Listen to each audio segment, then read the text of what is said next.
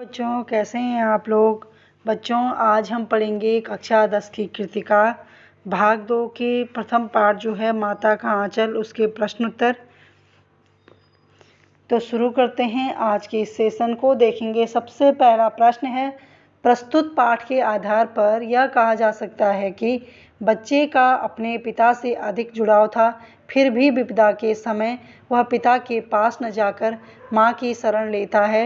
आपकी समझ से इसकी क्या वजह हो सकती है। ठीक है, प्रश्न नंबर 1 इस प्रकार से है, उसका उत्तर है, प्रस्तुत पाठ के आधार पर कहा जा सकता है कि बच्चे का अपने पिता से अधिक जुड़ाव था, क्योंकि उसका पिता ही उसे नहलवाता, कपड़े वगैरह पहनाता, खाना खिलाता, उसके साथ खेलता था, यहाँ तक कि बच्चा अपने पिता के साथ ही सोता था। बच्चा अपनी माँ के पास केवल दूध पीने ही आता था, लेकिन जब चूहे की बिल से सांप निकला तो उस सांप से डरकर वह बच्चा अपने पिता के पास न जाकर सीधे दौड़ता हुआ माँ की शरण में चला जाता है। सच तो यह है कि बच्चा अपनी माँ के बिना अपने आप को असुरक्षित, असहाय एवं अधूरा मानता है। माँ की गोद में जो आनंद व खुशियाँ मिलती हैं, उसकी तुलना में पूरी दुनिया की तमाम खुशियाँ तुच्छ महसूस होती हैं। बच्चा जो सुरक्षा, प्रेम और शांति अपनी माँ की ममता भरी गोद में महसूस करता है, वैसा अन्यत्र कहीं नहीं महसूस कर सकता। मेरी समझ में यही वजह हो सकती है कि विपदा के समय वह बच्चा अपने पिता के पास न जाकर माँ की शरण लेता है। ठीक है, प्रश्न नंबर 2 है, आपके विचार से भोलानाथ अपने साथियों को देखकर सिसकना क्यों भूल जाता है। तो उत्तर है कि लेखक की माँ जब उसके सिर पर सरसों के तेल की मालिश करती है, उसकी चोटी गूंथती है तथा काजल का काला टीका लगाकर उसके पिता को दे देती है, उस समय वह सिसकता हुआ अपने पिता की गोद में बाहर जाता था, लेकिन घर से बाहर अपने साथ के छोटे बच्चों को खेलते कूदते देखता था तो उसका चंचल व बाल सुलभ मन उनके साथ खेलने के लिए मचल उठता था और वह सिसकना भूलकर खेलने लग जाता था।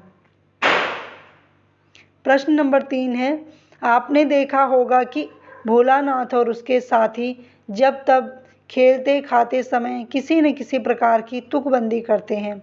आपको यदि अपने खेलों आदि से जुड़ी तुकबंदी याद हो तो लिखिए।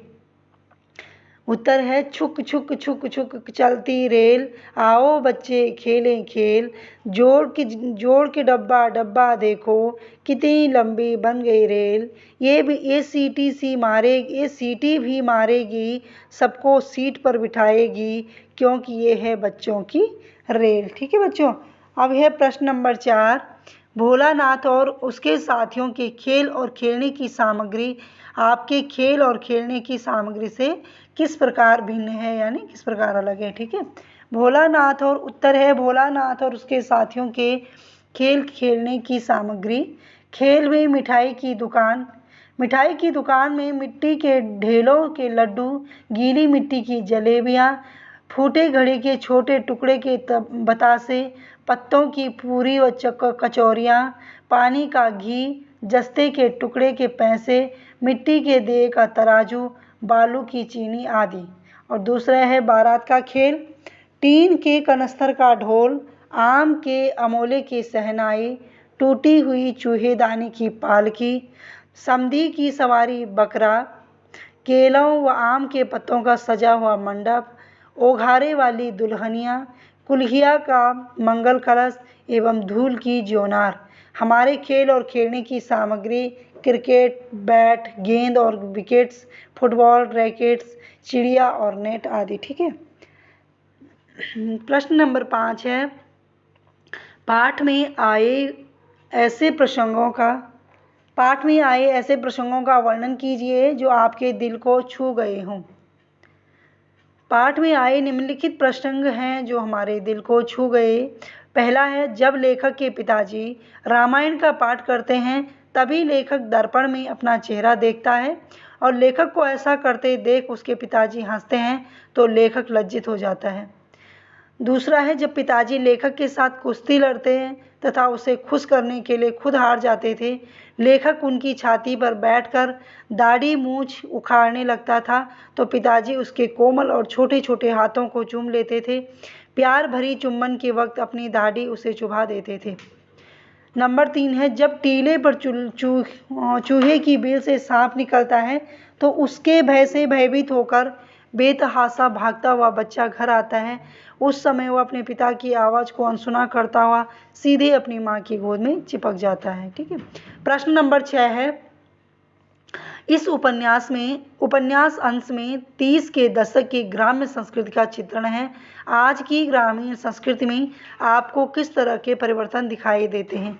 आज की ग्रामीण संस्कृति में बहुत ज़्यादा परिवर्तन हुआ है।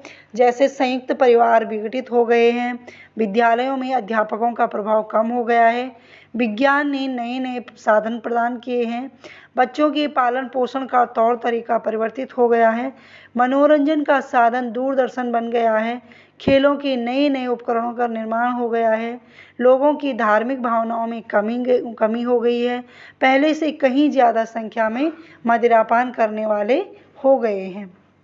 प्रश्न नंबर 8 है यहाँ माता पिता का बच्चे के प्रति जो वात्सल्य व्यक्त हुआ है उसे अपने शब्दों में लिखिए।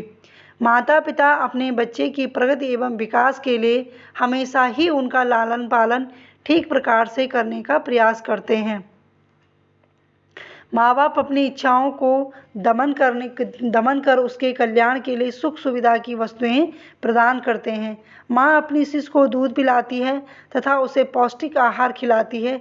वे स्वयं बच्चे बनकर बच्चे के संग खेलते हैं। पिता बच्चे को नहलाता है, खिलाता है, साथ ही पूजा पर बैठाता है तथा अपने पास ही सुलाता है। बाहर बच्चे को घुमाने ले जाता है, बाग में पेड़ की डालों पर झूला झुलाता है, बच्चों के खेलों में रुचि भी लेता है। माँ अपने बच्चे की मालिश करती है, उसकी चोटी गूंथती है तथा साफ सुथरे व रंग बिरंगे कपड़े पहनाकर माथे पर नज़र का काला टीका लगाती है। बच्चे की चोट पर हल्दी आदि लगाती है और उसे रोते ही बड़े प्यार से अपने आंचल में छुपाकर चुप कराने लगते हैं।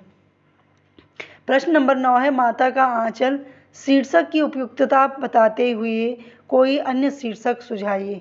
तो माता का आंचल शीर्षक बिल्कुल सटीक एवं उचित है। पिता बच्चे को कितना ही लाड प्यार करे, सुख सुविधा प्रदान करे, परंतु पिता माँ जैसा पालन पोषण व ममता प्रदान नहीं कर सकता। इसीलिए बच्चे अपनी माँ की गोद में सबसे अधिक सुरक्षित एवं सुखी अनुभव करते हैं। प्रस्तुत पाठ में सांप वाली घटना में वह बच्चा अपने पिता की आवाज़ को अनसुना करके माँ के आंचल में रोता हुआ चिपक जाता है।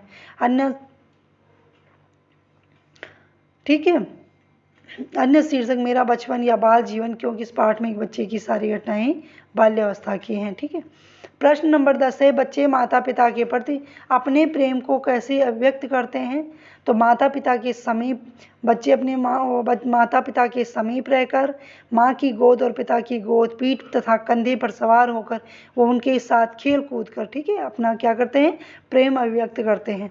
माता पिता को अपनी रोचक वस्तुएं दिखाकर, अपने माता पिता की आज्ञा का पालन कर, एक अच्छा बच्चा बनकर वे अपने माता पिता के प्रति अपना प्रेम अभिव्यक्त करते हैं। तो आज के लिए इतना ही बच्चों, मिलते हैं नेक्स्ट वीडियो में, तब तक के लिए धन्यवाद।